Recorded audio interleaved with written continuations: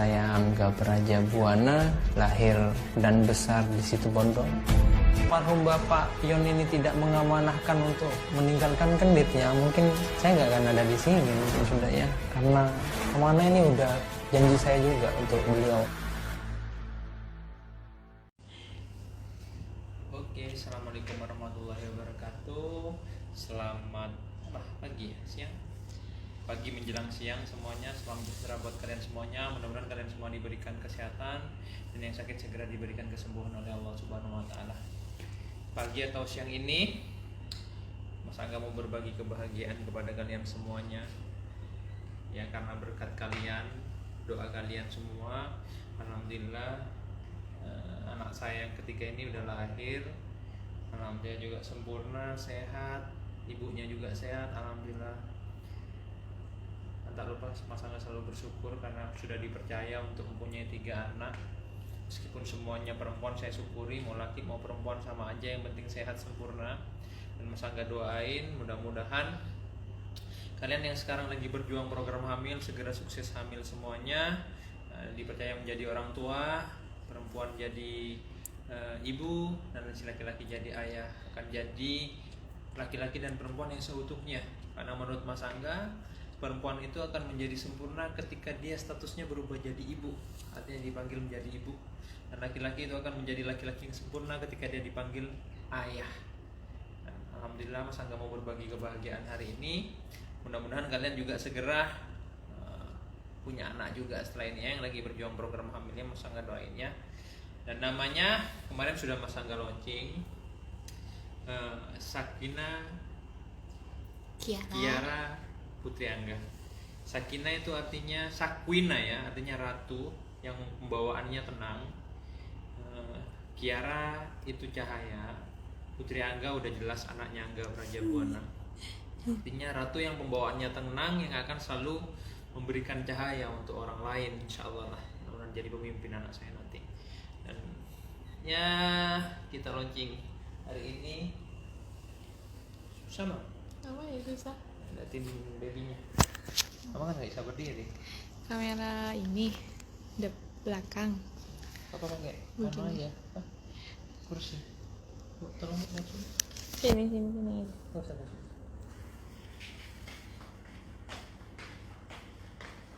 Baby Kia. Oh iya.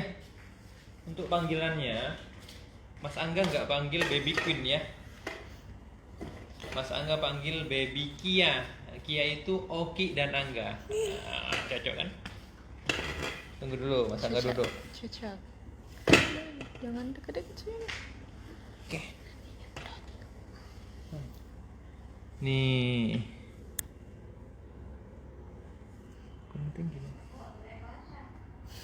Rambutnya lebat sekali loh guys. Bibirnya Kayak apa bibirnya, hidungnya.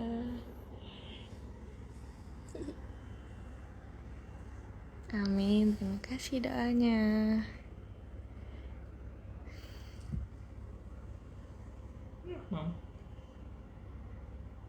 mukanya Gelap. apa? Lucu ya? Tuh.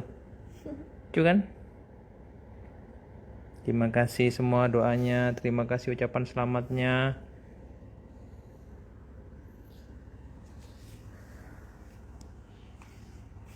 Inilah. Ceritain. Nah, ini juga jadi edukasi buat kalian semuanya ya, yang mungkin sekarang lagi hamil. Sering-seringlah juga cek dengan dokter spesialis kandungan untuk mengetahui kondisi bayi dan kondisi janin kalian. Mas Angga ini berbagi pengalaman untuk yang anak ketiga saya ini. Anak pertama dan kedua, alhamdulillah kita lahirnya normal. Anak ketiga ini lahirnya sesar loh, ST. Karena ketika proses USG terakhir hari Sabtu kemarin, posisinya bagus, cuma ada lilitan, air ketubannya tinggal sedikit ketika usia kandungan sudah 41 minggu. Pada akhirnya Sabtu, Minggu siang saya sudah masuk ke rumah sakit karena dokter saya, ya terima kasih juga loh ya buat dokter Yongki dan timnya. Terima kasih banyak udah nolong persalinan istri saya. Alhamdulillah anak saya lahir dengan selamat, istri pun juga selamat. Terima kasih banyak untuk dokter Yongki. Berkat beliau juga lah, jasa beliau juga yang akhirnya semuanya lancar, dan berkat masukan dari beliau juga. Jadi saya Sabtu periksa, Senin harus lahir karena posisinya sudah usia kandungan tua dan ketuban pun tinggal sedikit. Kalau kita memaksakan untuk lahir lebih dari itu, takutnya ketubannya tambah lama tambah sedikit, dia akan berubah jadi keruh dan pada akhirnya bayinya akan keracunan, bisa cacat ataupun bisa meninggal si bayi. Pada akhirnya Minggu saya masuk siang karena dokter Yongki masih jam 9 ya Mam ya. Dokter Yongki masih jam 9 baru datang. Jadi jam 9 dia 9.30 kunjungan di ruangan saya, melihat istri saya. Ternyata masih belum ada mual, ada nyeri, ada sakit, nggak ada sama sekali. Mules. Mules pun nggak ada sama sekali. Pada akhirnya jam Senin jam 5. setengah lima subuh istri saya dipindahkan ke ruang bersalin. Pas di ruang bersalin itu jam 5 pas dilakukan induksi pertama. Nah, induksi pertama itu dilakukan dan observasinya kurang lebih 4 jam. Jadi saya disuruh nunggu sampai jam 9 pagi. Jam 9 pagi pun istri saya ini nggak ngerasa apapun. Padahal sudah diinduksi, sudah dimasukkan obat.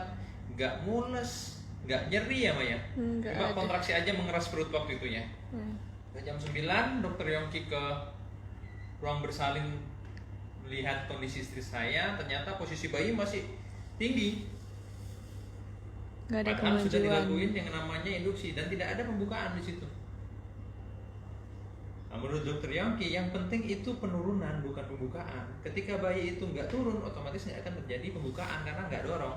Dan masalahnya si bayi ini dia nggak turun sama sekali. Kemungkinan besar analisanya karena ada lilitan waktu di dalam rahim istri saya. Pada akhirnya saya ngambil keputusan. Karena ada 2 opsi waktu itu. Yang pertama melakukan induksi tahap kedua. Tapi menurut saya nggak mau. Karena takut terjadi sesuatu dengan bayi saya ketika selalu dirangsang. Dan ya parno-parno sendiri sudah. Akhirnya saya bilang istri saya dan dokter Yongki, kalau jam 9 memang sudah tidak lahir.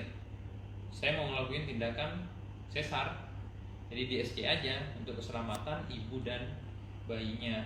Pada akhirnya diambillah tindakan SC. Kurang lebih jam 10 istri saya masuk ruang operasi. Nah biasanya air mata ini nggak berlinang melihat istri masuk ruang operasi. Kalau katanya orang Madura itu ngalecer nggak lurus air matanya. Karena apa ya, kasihannya iya, terus sedih ya iya, karena nggak tega kayaknya ngelihat istri harus dibedah itu perutnya. Tapi yang mau nggak mau kan itu tindakan yang terbaik menurut saya untuk menyelamatkan ibu dan bayinya. Pada akhirnya diadakan tindakan operasi sesar jam 10 kalau nggak salah ya Mam ya. Jam 10.15 atau 10.20 alhamdulillah lahirlah anak saya yang ketiga, Sakwina Kiara Putri Angga, dengan selamat, dengan panjang kurang lebih 49 cm, berat badan 3,5 kg, dan harinya hari Senin bertepatan dengan hari lahirnya Nabi besar kita baginda Rasulullah SAW. Mudah-mudahan ini juga menjadi apa ya, hari lahir yang sangat baik karena bertepatan dengan hari lahir Rasulullah. Dan mungkin juga syafaat sholawat yang sering saya sutrakan buat pasien saya. Pada akhirnya anak saya yang ketiga lahir tepat dengan hari lahir baginda Rasulullah SAW, hari Senin. Alhamdulillah saya senang sekali itu. Dan ketika jam 10.15 sudah lahir, alhamdulillah Mas Angga bisa langsung melihat anak saya. Dan alhamdulillah saya langsung bisa mengadankan anak saya. Jadi itu yang nggak bisa kita wakilkan dan kita tinggalkan.